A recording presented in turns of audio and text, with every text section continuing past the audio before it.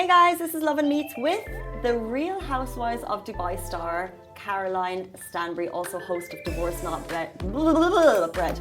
Hey guys, this is Lovin Meets with the one, the only Caroline Stanbury, Real Housewives of Dubai star. Yes, we had her on the show, and she is as candid in real life as she is on her podcast, on her show, on social media.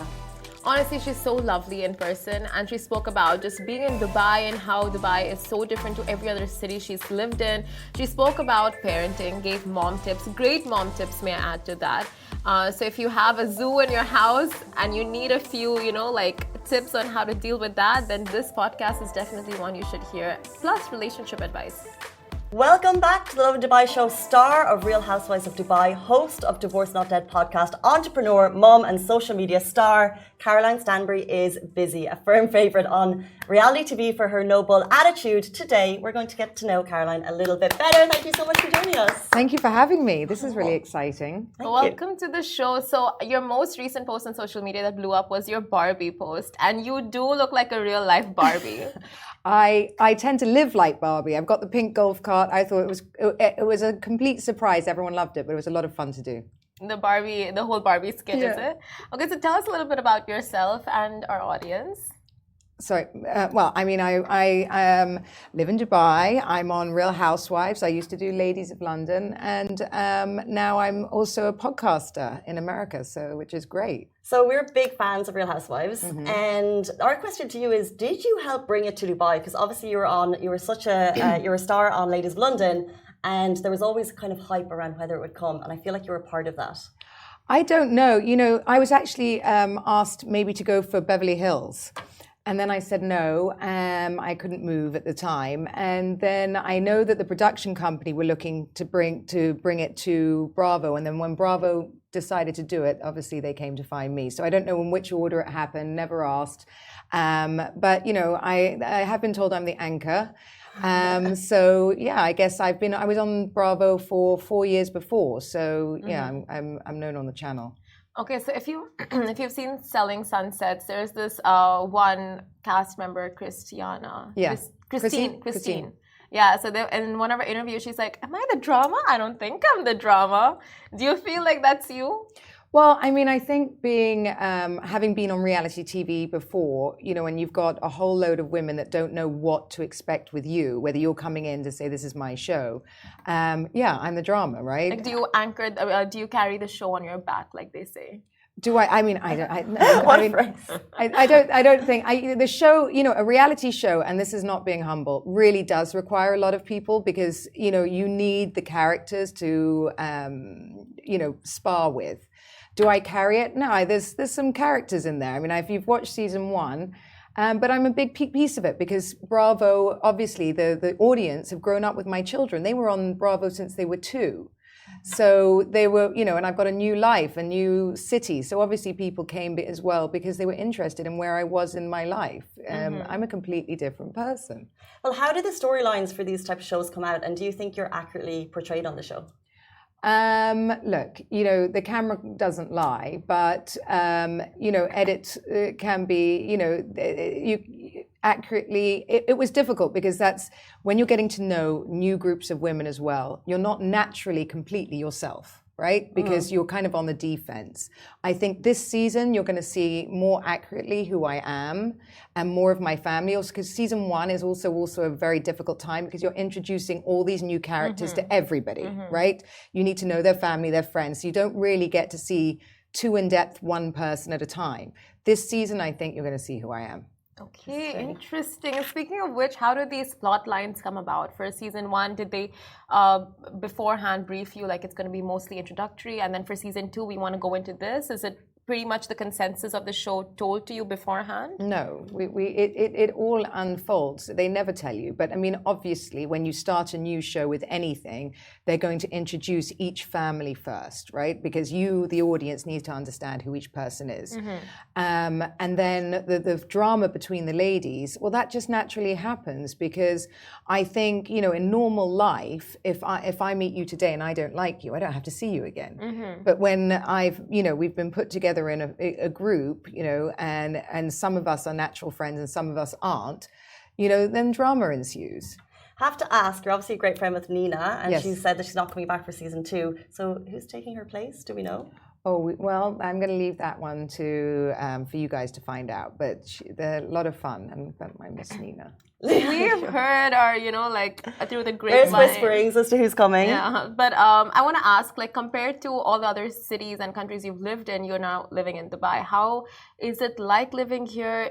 And I mean, mostly compared to the other places you've been staying. I mean, funnily enough, I think Dubai is the one place that people don't expect to stay. So I've lived here for quite a few years, not realizing that I was going to end up here. And now I've just finally bought my house here and settled, and I realized, oh, I live in Dubai. Why do I love it? It's created my dream life. It's safe. My kids can do whatever they want. I feel like it's just there's nowhere else in the world like this right now. There really isn't. You just read all these horror stories, and I still sleep with my doors open. It's nuts. And you've started businesses here as well. You're obviously a successful entrepreneur as well as social media star. Like, was that easy? Starting businesses here? Yeah. I mean, look, I started my podcast from my bedroom here, and I'm now at over 5.5 million downloads, which is great. So I didn't realize that would go so well. And then we're just launching our gummies line, Bust the Label, which is coming out any minute.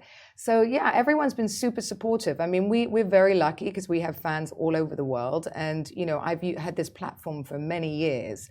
But Dubai made me an accidental influencer, I call it, because that wasn't my plan and it wasn't how I was before.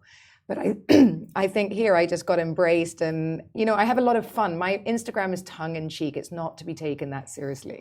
So I want to ask, like, is getting out of your comfort zone, would you say it's like one of the key factors of just growing? Because you were in your comfort zone, like where you were in London, and you were just you had your space, you had your people, and then just making such a jump and moving to Dubai, your whole life, your businesses, your house. Moving out of your comfort zone. I've done a lot of podcasts on comfort zone, because if you're comfortable, nothing good ever happens. You need to really push yourself, unless you're going, oh my God, it's like a ride. And you have to learn to pivot. And absolutely, all the best things have happened to me when I have gone, what the hell am I doing? Oh. And speaking of getting out of your comfort zone, we see a lot of your life. We know your family. We know Sergio. But what do you put to the public? And then what's important for you to keep private? I mean, honestly, it's funny because I think when you do something like this, I don't really keep a lot private. You'll see even on this season, you'll see me and Sergio have our rows and everything else. Most of my life is, open to everything. I find it hard to keep most things. My children, I guess. My kids are at an age, they're teenagers. They don't really want to be on social media. And so I get a lot of stick for where are your kids? But they're with me. They just, they're 13 and 17. They don't want it. They think I'm uncool. I mean, that is with every parent-child relationship. It's pretty much the same. You can't do anything to be cool for them. Nothing to be cool. But their friends think I'm cool, so that's all right. But they think, they're like, oh, you're so embarrassing, Mum. But it's crazy because you have 3 kids. It feels like a military operation. Like, what is the Caroline Stanbury machine? What goes on behind all the glam? It is nuts. It's nuts because living with 3 teenagers, so it's 3 mini people that literally hate you in your own house, right? So it's like, and I call them mini pickpockets because they empty my handbags of money. They're like running off in different directions. It's chaos every day. I can't tell you. 3 dogs, a turtle, my husband who's 28. It's a crazy house. But I love it. I wouldn't have it any other way. Is there a team that help you, or? Yes, I do. I have a driver, 2 assistants, but and a housekeeper. It is military, but they're getting to an age also where I think now it's going to be easier. I hope to wind down a little bit with the stress of it all, because I think now they can actually get themselves up. They can pack their own bags, do all of this stuff. So. I hope my life will calm down. So, okay, if you could give a few tips to mothers out there, just to handle the zoo that they have in their house, what would those tips be? I think to try and let go. There are phases. Like I have one son that's very outgoing and wants to be with his friend, and one son's that a gamer, and we all turn out somehow okay, right? So to not micromanage them too much, let them be the individuals they are, and just take some, I would say, self-care. It's not being selfish, like happy mum, happy life, because kids aren't stupid. If you're going into it like, oh my God, they can read it. I'm just like, okay. Sometimes it is what it is. Speaking of tips, you and Sergio are together. Yes. Do you have advice for people who maybe are entering non-traditional relationships? If there's maybe an age gap, or maybe it's meeting in Dubai, people are from all over the world, meeting different people. I mean, funny enough, Dubai is somewhere, that you would have non-traditional relationships because it's so transient. People are in and out from all walks of life, right? So this is one of the places that should embrace that kind of relationship.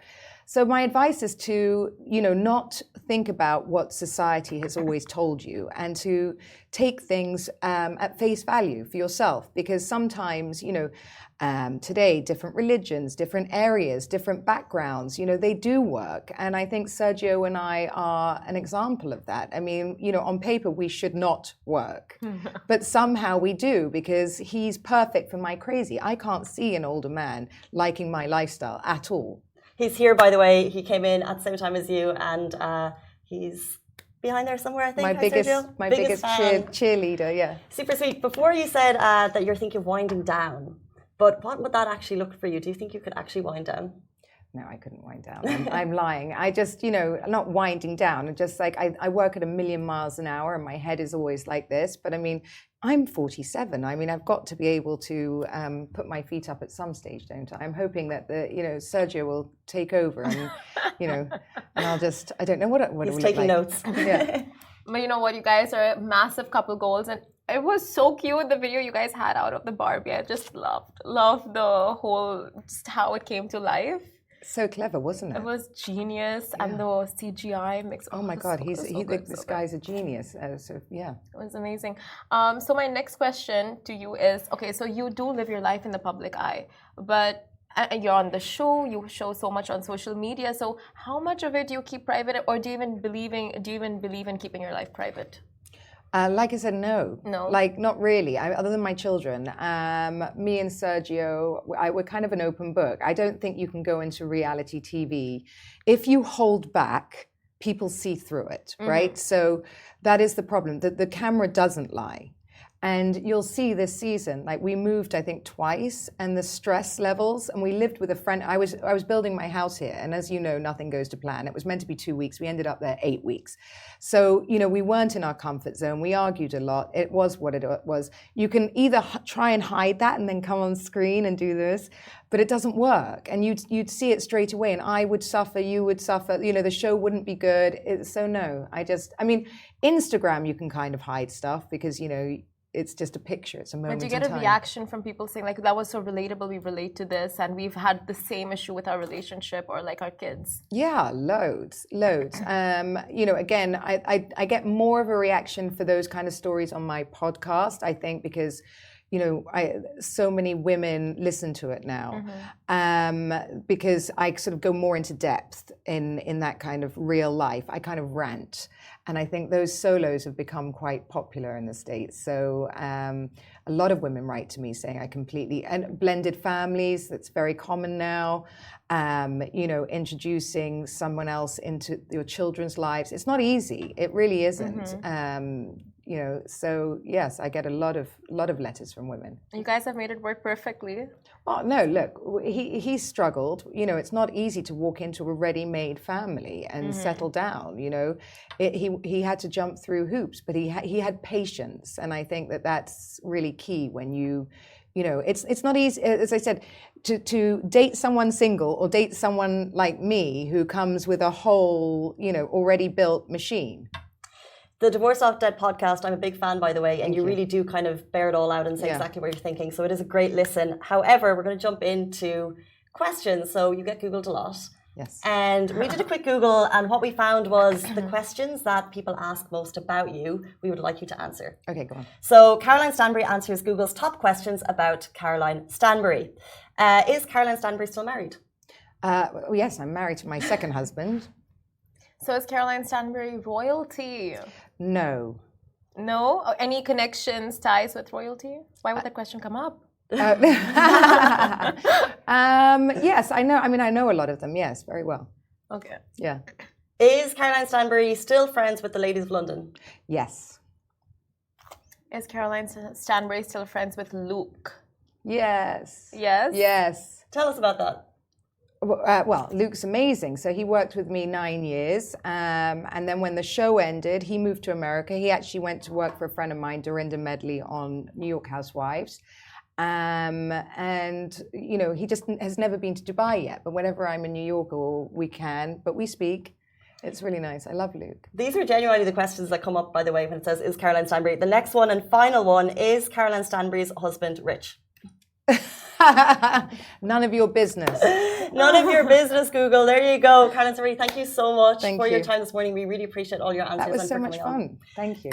Guys, that is it for us on the Lovin Dubai show. We're back with you tomorrow morning, same time, same place. Goodbye from me. Goodbye from me. This show is brought to you by the Augustus Media Podcast Network. Thank you for listening, and I hope you enjoyed it.